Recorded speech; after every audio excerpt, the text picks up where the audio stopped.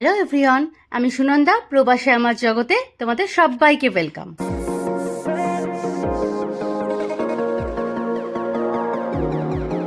জার্মানিতে তোমরা হয়তো অনেকেই জানো, মে মাসে প্রতিটা উইকেই রয়েছে একটা করে ছুটি। তার সাথে একদিন ছুটি নিয়ে বা উইকেন্ডটাকে কোনোভাবে যদি অ্যাডজাস্ট করে তুমি কোথাও ঘুরতে যাওয়ার প্ল্যান করো, 3 থেকে 4 দিনের কোথাও ছুটি কাটানোই যায়। তো সেই হিসেবে আমরা লাস্ট উইকেন্ডটায় প্ল্যান করেছি ঘুরতে যাব, তাও আবার আমাদের খুব কাছের বন্ধু শাইন ও শালিনীর সাথে।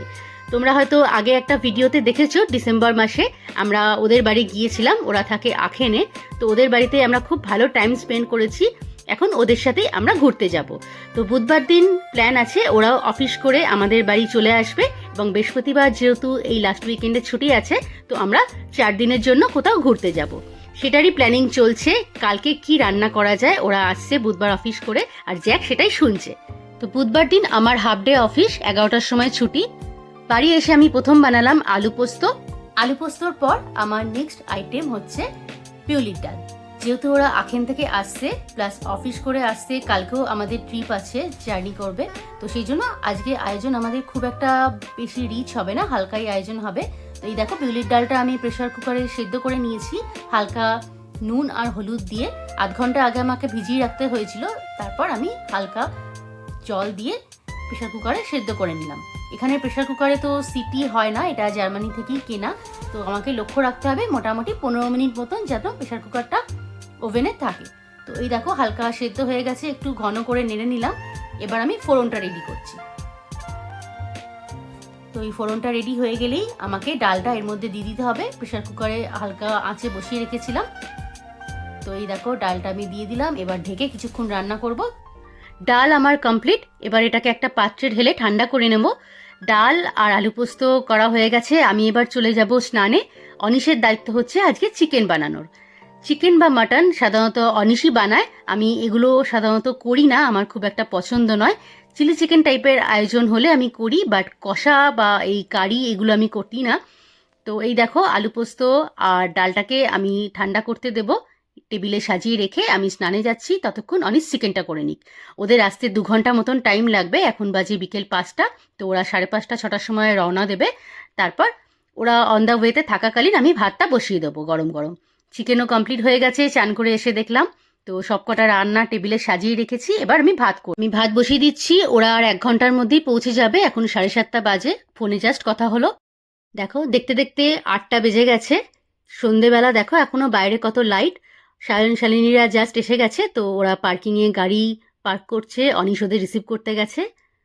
ওই দূরে দেখো, দেখতে পাচ্ছ গাছের নিচে ওরা গাড়ি পার্ক করেছে। তো ওদের লাগেজ কিছু নামাতে হবে, তো অনিশকে বললাম ও একটু যেন হেল্প করে দেয়। প্লাস পার্কিংও একটু দেখতে হবে কোথায় গাড়ি রাখা যায়। কালকেই সকালে আমাদের জার্নি আছে, তো বেশি রাত্রি না করে আমরা আজকে তাড়াতাড়ি ডিনারে বসেই পড়ছি। শালিনীরাও খুব টায়ার্ড, ওরাও এসছে অনেক দূর থেকে অফিস করে। তো বসে গেলাম ডিনারে।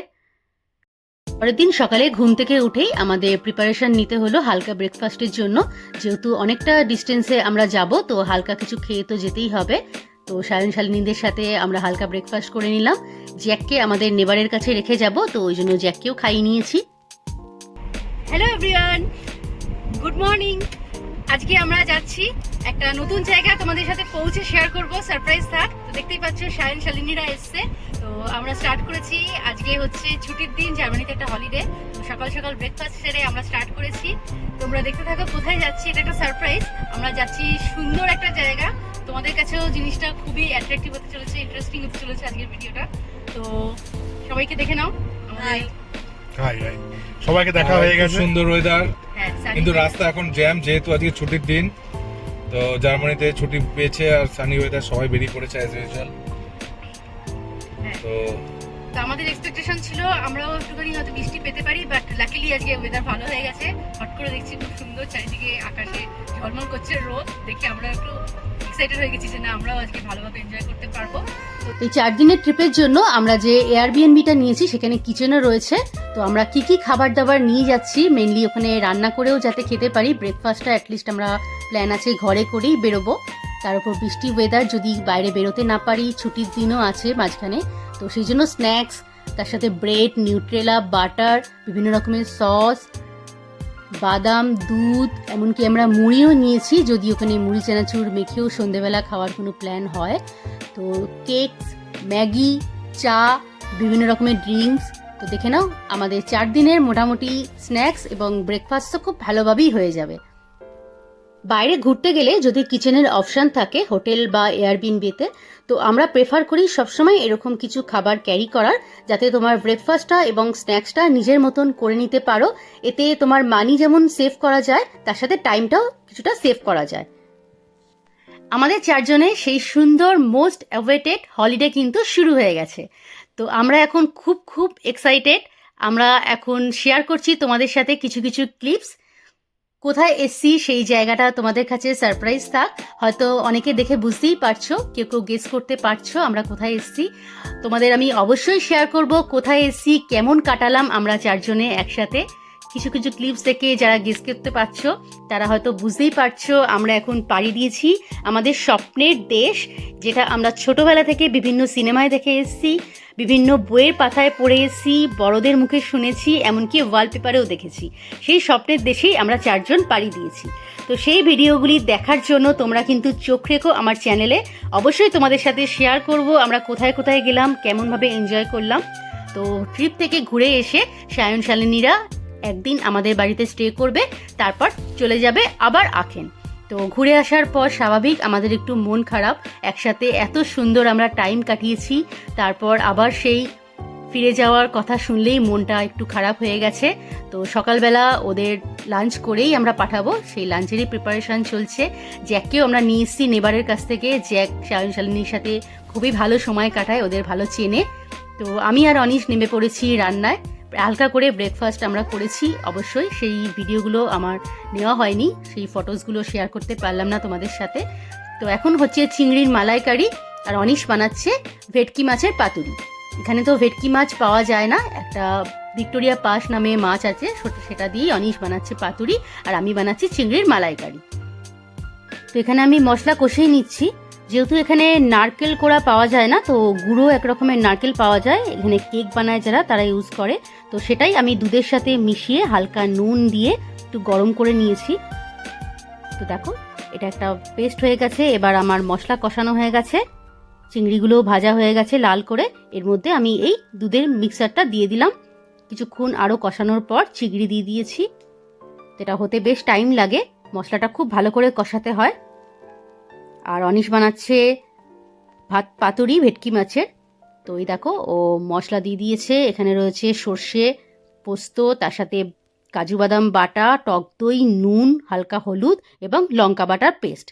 তো এটা দিয়ে ও মাখিয়ে নিয়েছে। কিছুক্ষণ ম্যারিনেট করার পর ও এটাকে দেবে ফয়েলে। আমাদের এখানে তো কলা পাতা পাওয়া যায় না, তো কলা পাতার পাতুরি তো সম্ভব নয়, তাই জন্য অ্যালুমিনিয়াম ফয়েলে একটা একটা করে পিস এরকম ওপরের গ্রেভিটা দিয়ে মাখিয়ে দিতে হবে। তো হালকা ঝাল করার জন্য লঙ্কা বাটার পেস্ট দিয়েছে ও। আমার ভাত বসে গেছে গরম গরম ভাতের সাথে। এবার আমাদের লাঞ্চ। তো আজকে আয়োজন বেশি কিছু সম্ভব হলো না, যেহেতু তাড়াতাড়ি করে আমাদের প্ল্যান করতে হলো। একটা রেস্টুরেন্টে খাওয়ার প্ল্যান ছিল দুপুরে, বাট হট করে অনলাইনে আমরা চেক করলাম সেই রেস্টুরেন্টটা বিকেল 5টায় খোলে। তাই জন্য আমাদের দুপুর 12টার সময় হট করে বাড়িতে আয়োজন শুরু করতে হলো, ব্রেকফাস্ট সেরেই যে লাঞ্চে কী কী করা যাবে।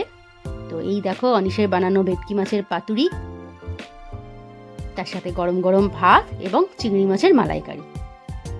অনিশ কিন্তু মাইক্রোওভেনে এবং বেক ওভেনের সাহায্যেই পাতুরিগুলো বানায়। তো জ্যাকের কাণ্ড, ওরা ব্যাগ গুছিয়ে বেরোচ্ছে, জ্যাক ওদের ব্যাগ আগলে বসে আছে, যেতে দেবে না, মন খারাপ। তুমি যাবে ওদের সাথে আখেন? কি অবস্থা জ্যাক, তুমি যাবে ওদের সাথে?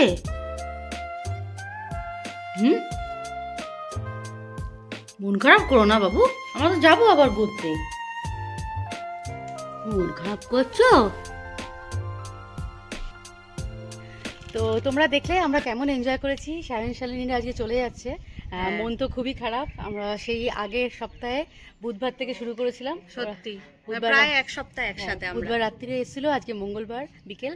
তো ওরা চলে যাচ্ছে, মন খারাপ আছেই, তার সাথে আমাদের রয়ে গেছে কিছু সুন্দর মুহূর্ত। আর আমাদের নেক্সট ট্রিপ প্ল্যানও হয়ে গেছে, সেটা আবার তোমরা দেখতে পাবে নেক্সট ট্রিপে। তো আমরা যে ঘুরতে গিয়েছিলাম সেখানে আমরা খুব ভালো এনজয় করেছি চারজনে, দারুণ এনজয় করেছি, খুব ভালো সময় কাটিয়েছি। ঘুরতে যাওয়া, একসাথে থাকাটা মানে সত্যি মানে একসাথে থাকাটা এত ভালো কেটেছে, এটা বলার মতো না।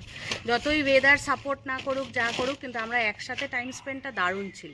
আমরা ওয়েদারের উপেক্ষা করি না, আমরা নিজেদের মধ্যে এত আনন্দ করেছি। আর ওয়েদার বলতে খুব খারাপ আমরা পাইনি, ঠিক আছে, হ্যাঁ, ওটা কাজ চালিয়ে যায়। ওটা আমরা প্রচন্ড প্রত্যেকটা এনজয় মুহূর্ত মানে করেছি। এমন একটা মোমেন্ট নেই যেটাতে আমরা এনজয় করিনি।